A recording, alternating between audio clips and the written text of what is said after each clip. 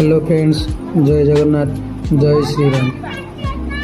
तो ये हूँ फतेगढ़ रामलाल ठाकुर मंदिर। ये भुवनेश्वर 60-65 किलोमीटर दूर होची। ये 12:30-1 टाइम वीडियो। बहुत जोर खरा हो। मंदिर पाखरे छाई होथिबारु एठी पर्यटक मैंने विश्राम नहीं।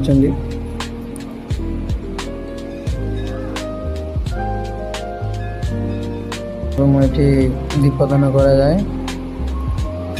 लेफ्ट साइड रे गोटे महादेव ठाकुर मंदिर अच्छी, जोटि की दर्शन भी चली बर्तमान।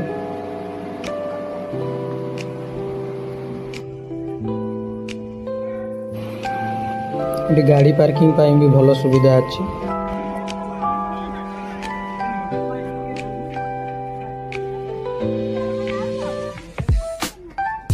पहाड़ उपर ठाकुर अच्छा। ये पत्थर रे चतुर्पार्श्व के भाव सजा। तो फ्रेंड्स, वीडियो भल लगे निहाती भाव गोटे लाइक करेंगे। जो मैं नुआ नुआ वीडियो नहीं आसबि। रही जय श्री राम।